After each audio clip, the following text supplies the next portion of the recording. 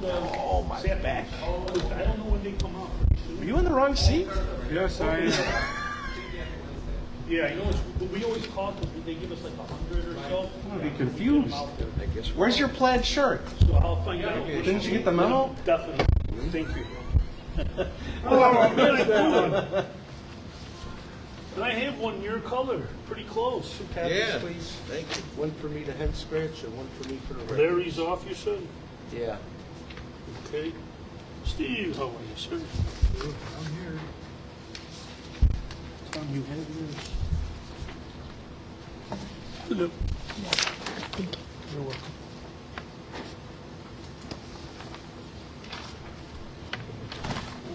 Is Mario coming, did he say?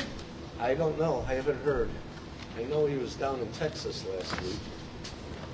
You should have been at the library board meeting last night. Was he? No, I No. don't know.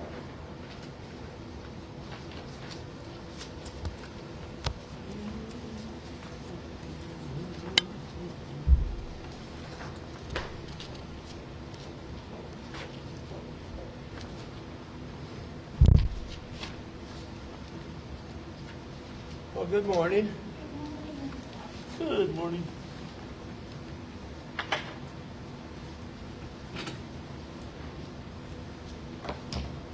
Frank, what's your address on Pershing? 5638.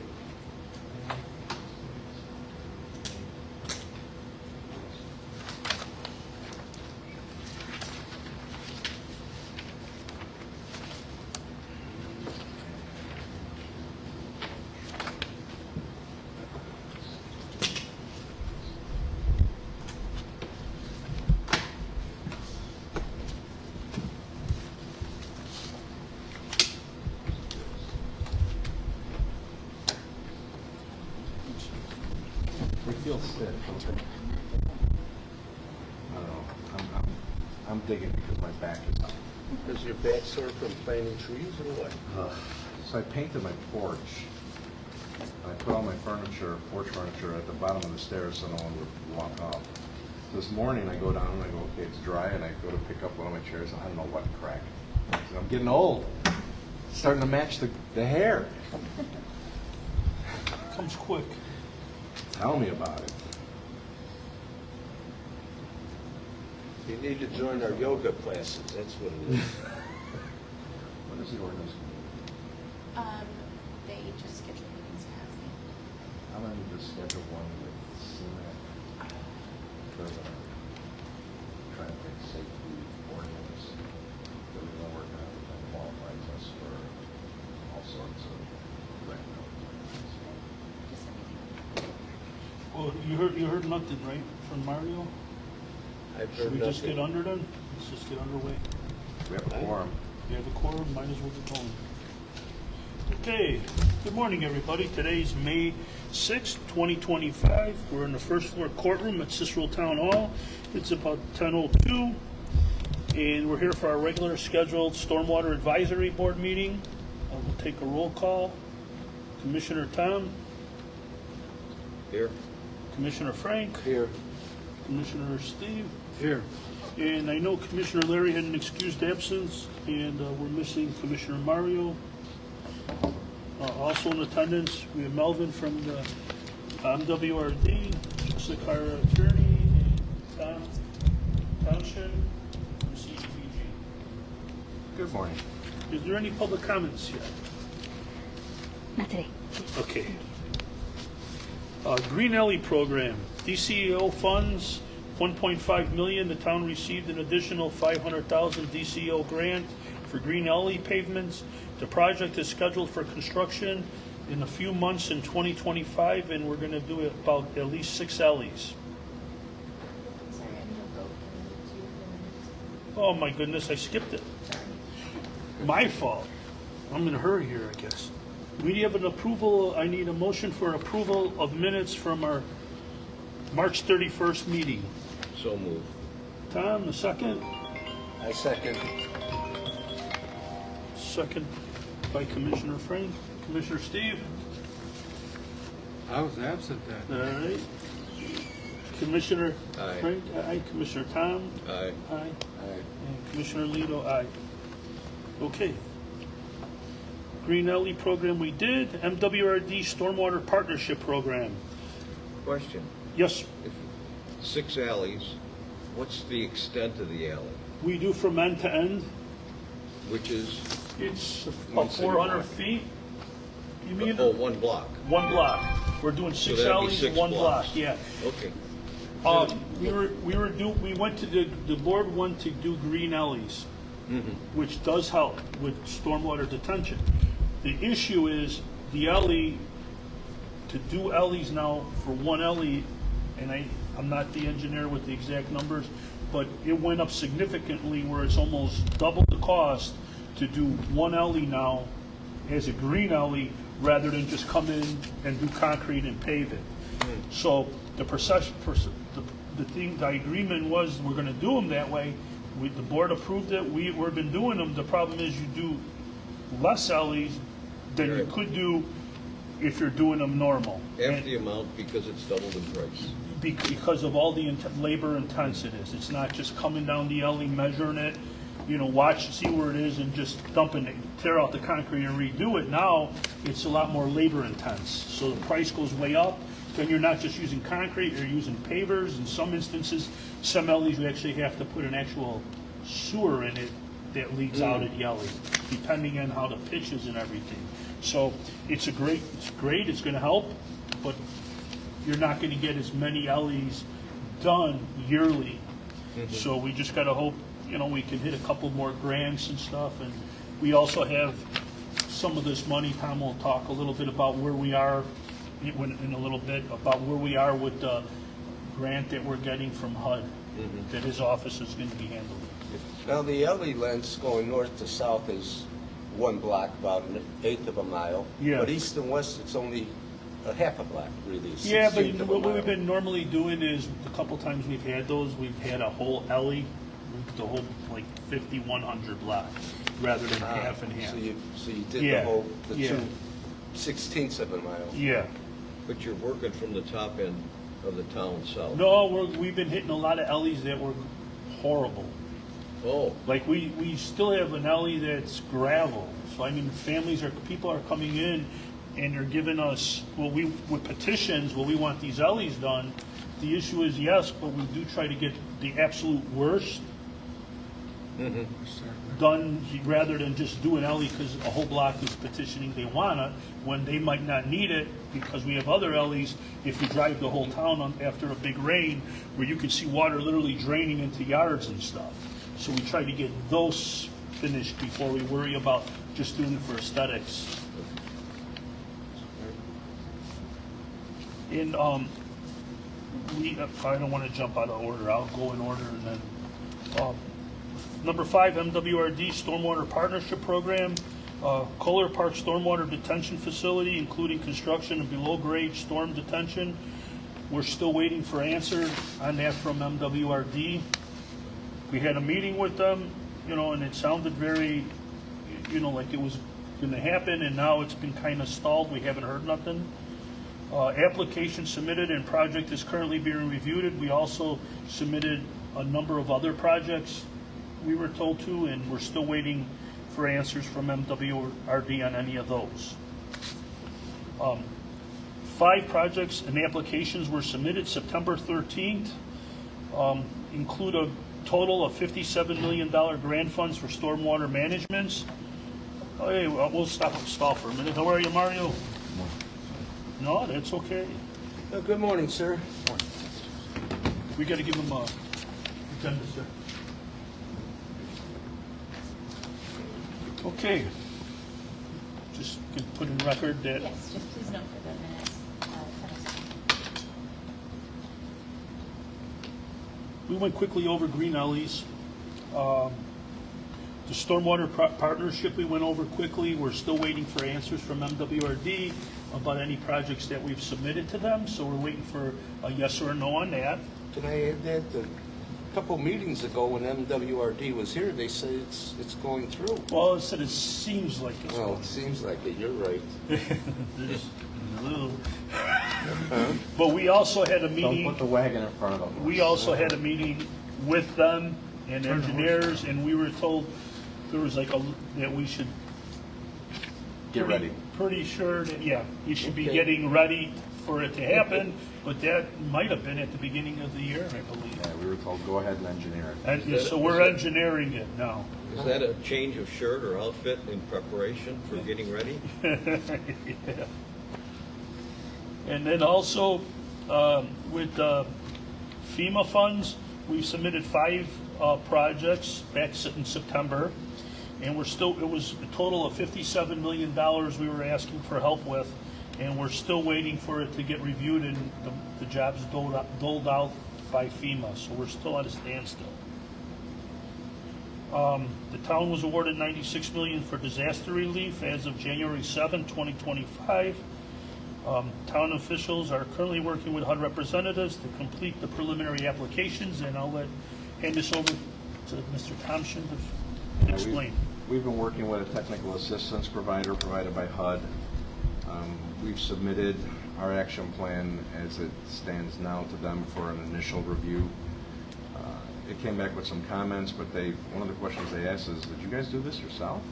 Me and Jose from my office were like, yeah. They're like, you guys are really ahead of the game. This morning I met with a representative from Illinois Department of Insurance. One of the data sets we're still trying to get our hands on are insurance claims that occurred after the flood. Trying to figure out if that data exists in any one location in terms of claims made, claims approved, claims denied, so we can sort of button up our unmet needs analysis. On Thursday of last week, Lito and I met with Eric Consultants. They're the company that did the Stormwater Master Plan, which is next on the list here, so I guess that's a good segue. The plan is substantially completed. I've already reached out to HUD just in case I need another extension to publish the action plan, because the data for this is coming at a time where we're kind of in crunch mode. Our HUD representative says as long as you're getting new set of data that may or may not change your unmet needs analysis and what direction the town is going to go in terms of funding, they're open to granting us the extension. Right now, we would have to publish around last week of May, first week of June to be able to meet the July 15th deadline to submit it to HUD and have the 30-day public comment period, have the public hearing, take into account those comments received. So we're still pushing along. Hopefully this data comes relatively quickly, and talking with the consultants, it sounds like it's ready to go. So knock on wood, I won't have to ask for an extension, and we should be publishing sometime around the end of May, beginning of June. If not, we would probably wait another month and publish in end of June, beginning of July. You want to, since you're going on, you want to talk about the Stormwater Master Plan that we with our meeting?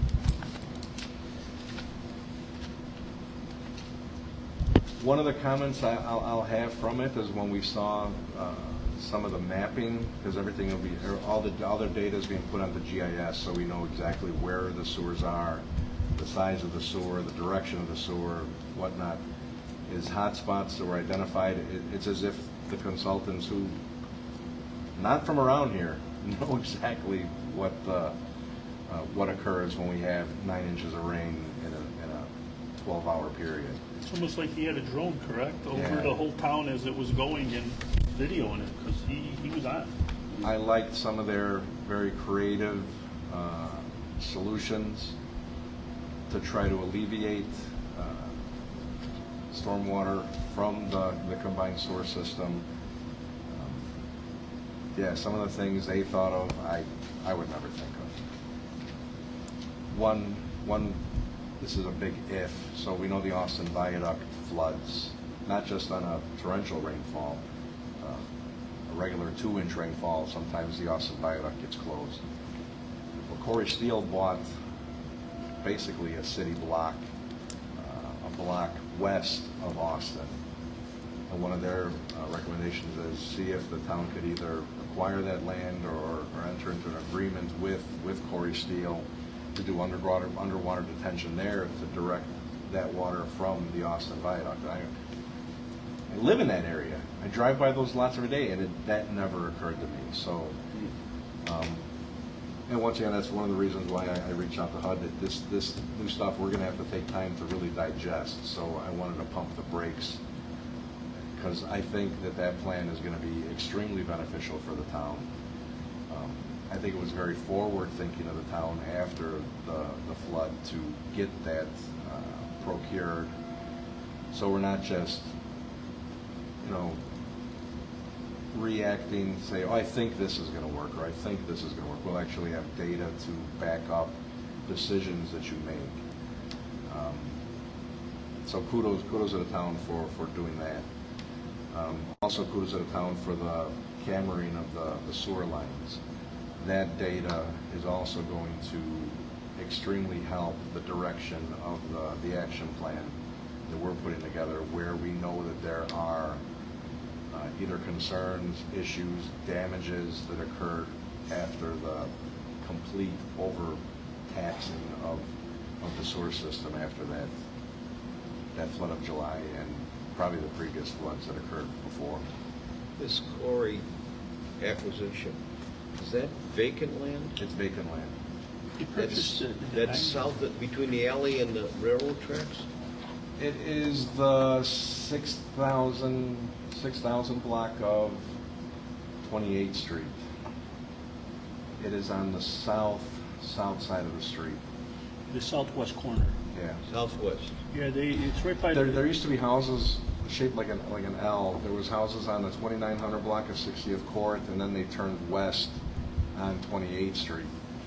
And around 2001, 2002, Corey Steel started buying all the houses, and then they demolished them all. I guess they had plans to expand at some point, but it's been 20 years, almost 30 years going on, and nothing's happened. So I'm not saying that the town is going to acquire property, but I'm just saying that these consultants are thinking outside the box to find logical solutions, because the Austin Viaduct is a tricky one. And another thing with the Austin Viaduct, Burlington Northern wants to expand the Austin Viaduct going northbound so they can get a whole nother lane of truck traffic above. And, granted, we'll be, once again, in the middle of construction that's going to really affect the residents going under the Austin Viaduct both ways. We have no idea when this is going to start yet. We were just informed this is an idea. So one thing, what I would like to see, and I can't say this could happen, but if they are going to go through that, it would be nice if we can work with them while they're tearing everything apart to come up with a underground solution with the sewer. They said to tie it into the underground, do it up what front instead of MWRD after the just fact. put in to route those sewers from the Austin Viaduct to MWRD's underground storage. We have other ideas though, but we had a very, very good meeting with this company, and it was very informative. And like Tom says, it was kudos because we went at, the board right away went ahead and says we got to see what we can do to what we have to get it cleaned, repair any damages we know, and to get it to work 100% efficient for what we have. And now since we've done that, with this company also coming out and we've been cleaning the sewers, now we know what we're dealing with, and we know some ideas. Like Tom was saying, you don't want to push, everyone wants to see a project, let's just do this project. And now we have data driven background, so we know if we're going to do, say, project A, this is going to help, not make a problem For for someone the else, people yeah. 6 blocks away. So that's what we're doing, and it was good foreseen thinking, the way I would say, because now we know what we're working with. So that's one thing, and they were, like Tom was saying, spot on. It was like they had a drone over the town, and for all the years I've been here in the different areas I've seen with problems, it was pretty spot on, and they do think outside the box. We have a few ideas we were thinking. I know one thing they did say is we were just batting around possibility if we ever decided to put like pull stormwater off the Laramie sewer and just have like stormwater like detention and then have it come back on, which will help us, but in the long run it also will help Chicago behind us. So like we always been saying, it's not just a Cicero issue, it is a localized issue because Cicero, Berwyn, and Oak Park do tie into our major sewers that leave Cicero.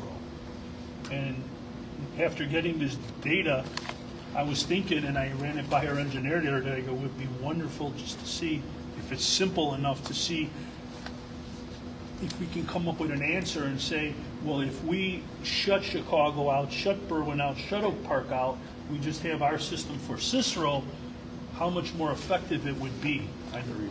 No, we're not doing it. But that is a localized idea, and then we have more data driven to say, well, because of this, that's why you've been hearing sometimes little rumblings. We should have like an area-wide stormwater committee from all the different communities, because why should Cicero burden the cost of a broken sewer out of Chicago, out of Berwyn, out of Oak Park, going to the sanitary district? It breaks in Cicero, and now we're responsible to cover the cost. We're responsible to fix it, so our residents have it. But Chicago should be burdening some of the cost. I believe. I'm not a lawyer, but that's one of my. Why should Cicero get stuck with the bill? What about Chicago coming and saying, "Oh, we need that Laramie Avenue sewer too, so here we'll pay"? Doesn't happen. Can I add to that BNSF talking about the viaduct expansion? If you follow that railroad down to, I believe it's Ridgeland, where there was a big industrial complex that's been demolished, and it looks like the Burlington Northern Santa Fe is building into there. And I hope the MWRD is watching them for watershed management ordinances, because that whole area is now just open land. Well, I would have to say they are commerce, interstate commerce, but they have the right. I can ask our attorney if I'm wrong, to tell you I don't have to listen to that. But if that property is a certain percentage of that township, like it was with the Burlington Rail Yard here, they have to build a retention system. And if you look at the project there at 5500 West Ogden, they have a nice retention pond built in there already, and it's wet. So it's doing. I don't know the legalities if they have to, and well, that's what. It would be nice if they're good neighbors and do that. Well, that's why I bring it up to the Metropolitan Water Reclamation District. So, One other thing I'm just going to chime in is when we do publish the action plan, I will do a presentation here for you guys. That'll be the same presentation we do for the public hearing. Because of the size of this grant and the importance of this fund, we normally have our public hearings at the community center. I think that's probably too small of an area. We're probably going to do it at Unity Junior High School. We got plenty of parking. We'll do it in the evening when the school is closed. We'll have a PowerPoint presentation, an opportunity for residents to react to the plan, provide comments. Those comments then have to become a portion of the action plan itself. So hopefully, if it isn't May or July or June, it should definitely be in July. Hopefully not a 7-inch rainfall. Oh my God, I just thought of that. What if we publish on the day of the storm? Yikes. As long as the storm doesn't happen on a holiday weekend. No, that's usually when they happen. 4th of July. Taste of Chicago, and I can go on. The car race. Something went boom, boom. Okay, the combined sewer cleaning really is taking off very well. We already repaired a couple issues that we've seen when they would call us and say, hey, this is pretty rough, maybe look into it. We've had a company help us repair a couple. We're going through the data, and we're going to see what we can do is if a couple of these projects become big, if we could maybe add it into something, incorporated something to a bigger project, that we may be able to help work with the 96 million that will help alleviate some of the issues. $96 million is a lots and lots of money. But it's not. But talking, if we had to upgrade all our sewers, all our sewer systems, get everything off, just make it Cicero sewer system, stormwater, regular sanitary sewers. If we did something like that, I think the estimation was about $2.5 billion. And I don't think we can raise our water and sewer rates, not our water rates, our sewer rates to that kind of extent. I wouldn't be able to figure out how it would be coordinated. No, I wouldn't. They would have to leave the whole streets and everything would be destroyed because you would have to start block by block. There's laws about sewers closeness To the to water water service line. It would be an insane project that would probably go on for many. I mean, what years. Berwyn did in the Depot District would be like a very small in comparison, and that was chaos for 3-4 I years. know Evanston did some major project. I was just talking to someone from there who was with their public works, and they did some sewer upgrades, and it took them well over 20-something years to do some of them, and that wasn't even redoing everything. Yeah, if you look around, Joliet Road too, they put some massive sewer pipes in over there. Well, that's kind of heading towards, I mean, well, not really. That would have been nice if they used that tunnel. I mean, that quarry right there, but they're on the other side of the Stevenson, which I did. I was there for its grand opening with, actually Dick Durbin was there, and I went there, and it's amazing on the south of the Stevenson, that deep tunnel, and when it comes up in 2027, I believe, and I don't think it's 29, I think it's 27, that's gonna help alleviate some of our issues. It's totally amazing. You look down into that quarry, you look at those massive earth-moving trucks, and they look like matchbox. It's huge. And is there any board member comments or anything today? Oh yeah, you know I'm here. All right, I gotta read a little presentation. History tells us so much about where we are today. In 1673, explorers Marquette and Joliet traveled down Lake Michigan and onto the Chicago River. There they learned from Native Americans of a waterway that would lead to the Mississippi River and onto the Gulf of Mexico. This waterway, called Mud Lake, was seasonal. During the dry season, it was no more than a marsh. It was during the spring thaw and rains, when waters flowed downhill from the surrounding miles, that it became a navigable and viable trade route. Starting at the Chicago River South Branch, near what is today Damon Avenue Bridge, Mud Lake spans 6 miles just past Harlem to the Des Plaines River. This route became known as the Chicago Portage. Still there today. Although the Chicago Portage is not distinguishable today, the topographical features still exist. It is bottomland, the lowest part of the surrounding terrain. Today it contains a sanitary ship canal, I-55, several industrial complexes, the Stickney Metropolitan Water Reclamation District plant, and Cicero's southern border. Being seasonal, growing Chicago needed a year-round route of trade, the Illinois-Michigan Canal, and a Native American trail between Chicago and the Des Plaines River, known as the Southwest Plank Road, was opened in 1848. The road brought homesteaders westward, communities established along the Plank Road, today known as Ogden Avenue. Communities grew and merged together, creating a 36-mile territory bordered by Western, Harlem, North Avenue, and Pershing Road. In 1849, this territory became Cicero, Illinois. With such growth, an infrastructure of roads and drainage systems became necessary. Cicero incorporated in 1869, and said infrastructure expanded. Later that year, Chicago annexed 11 square miles of Cicero's eastern border. By 1880, Cicero boomed as an industrial center. Sewers, including those in land Cicero annexed, flowed into the Chicago River and eventually onto the shores of Lake Michigan. A tremendous storm in 1885 flooded the Chicago River. raw sewage flowed out into the lake, reaching the intake cribs of Chicago's drinking water. Polluted, the water created an epidemic of illness and death. The Chicago Sanitary District was formed. They determined that the Chicago River flow must be reversed following the path of the Chicago Portage. The sanitary ship canal was opened in 1890.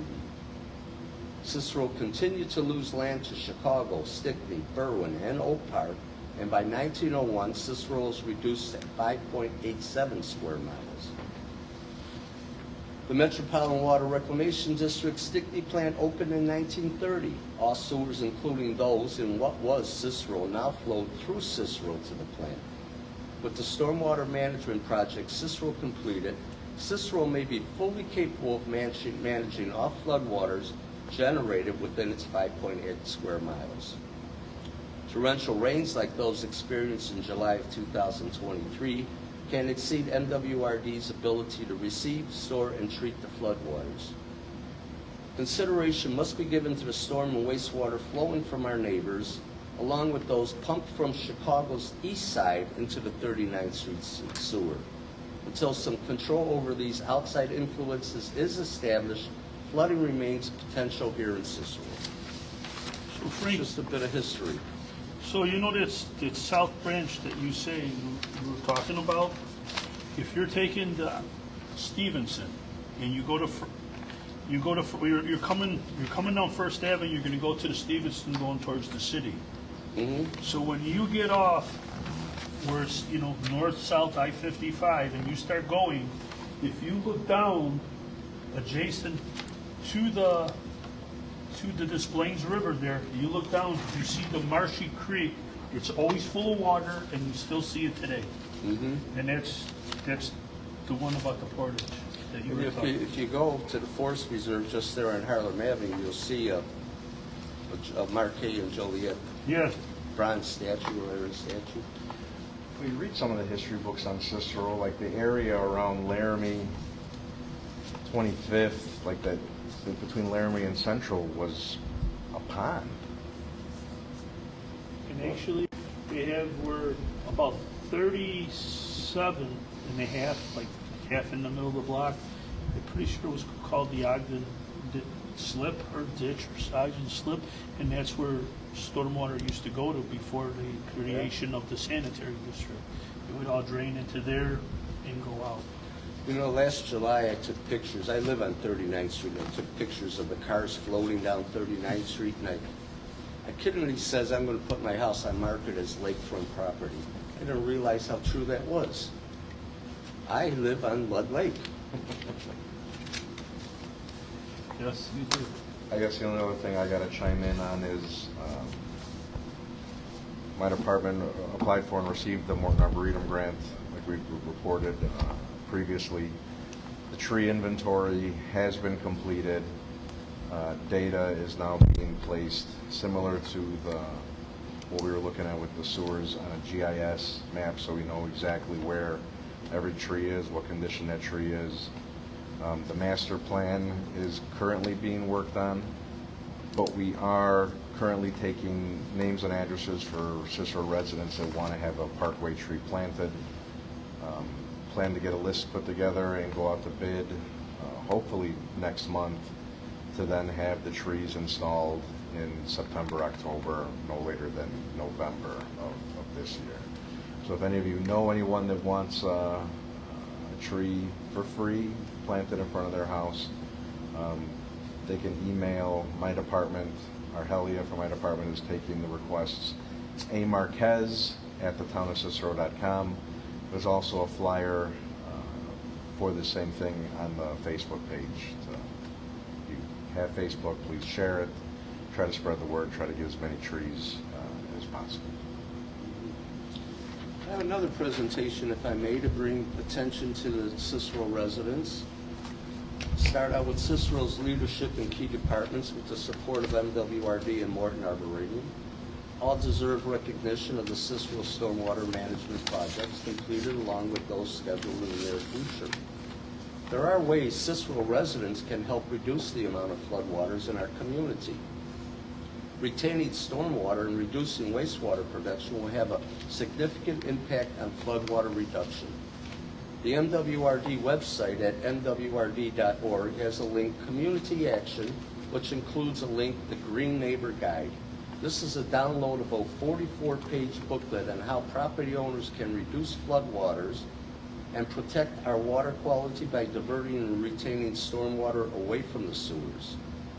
Also, the link Overflow Action Alert provides the subscriber to receive a text message, email notification of potential flooding well before a storm arrives. This provides property owners time to take protective measures protecting their property from flood damage. The alert also includes a request to reduce wastewater protection. The stormwater flows over the terrain to the sewers. It picks up various chemical residues and particulates. During torrential rains, the sewers can fill to capacity and potentially backflow into basements. Although stormwater is bad enough, adding wastewater with illness-causing pathogens into our homes is frightening. An estimated 40 gallons of wastewater is produced in a day by each resident. Cicero residents alone can produce 3.5 million gallons. Cook County's population of 5.15 million can produce 206 million gallons. For a stronger and safer community for us all, we owe it to ourselves to take part in floodwater management. And it's just a message I want to get out to the residents here in Cicero. Yeah, the recommendations from MWRD to not use water when it's raining or delay flushing your toilet. I mean, I don't want to say it's common sense things, but it's strategies to make the combined sewer just a storm sewer during that rainfall. So, I mean, they do make sense. I mean, some people may say it sounds goofy, but add the numbers up. It's massive.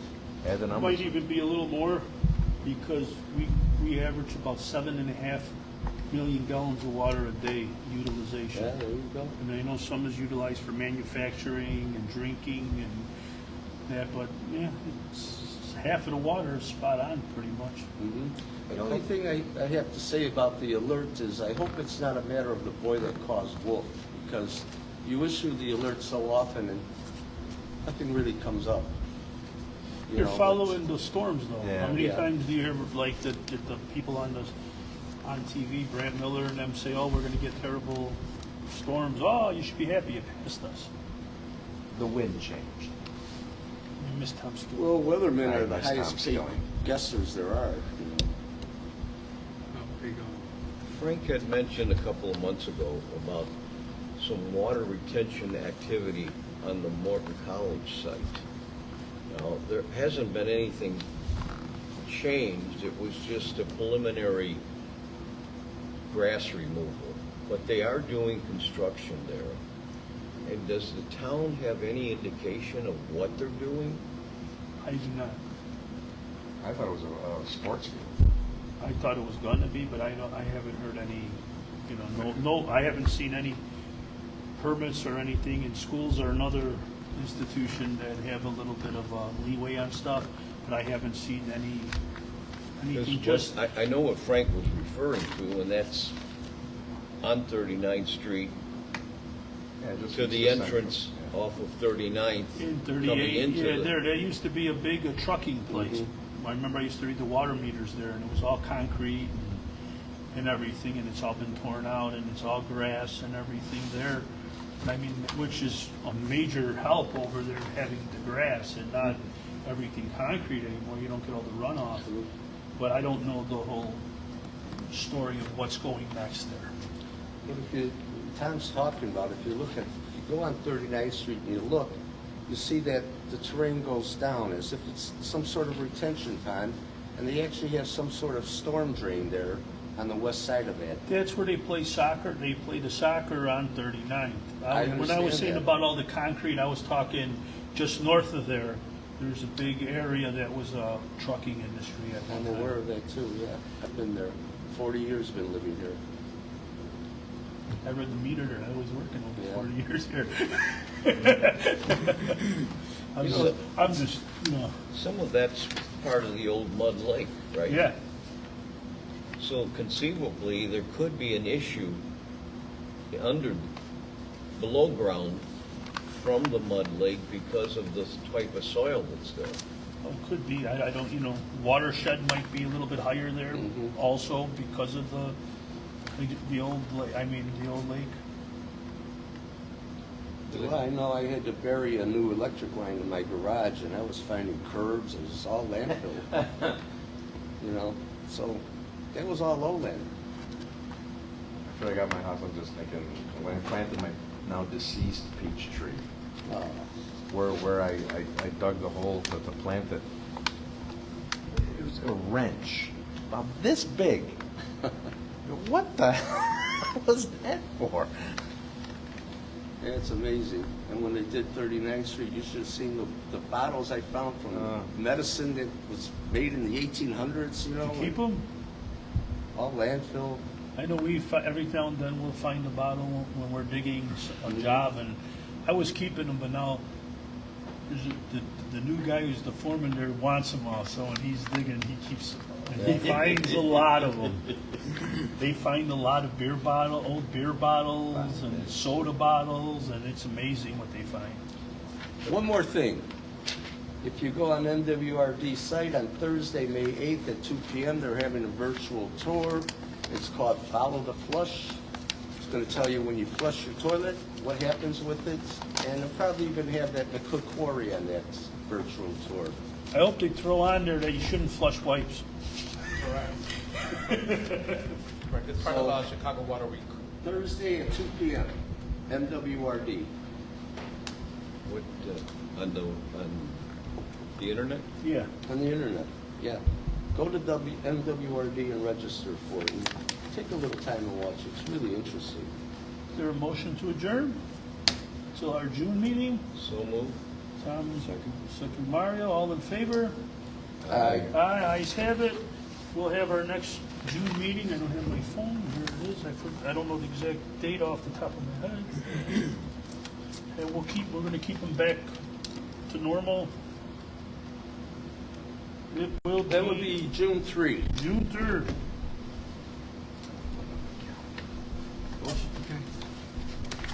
Everybody, thank you for attending, and have a nice Memorial Day and Mother's Day for any mother that's out there. Let's not just stop with 1 week. Let's say have a long and a good life. No,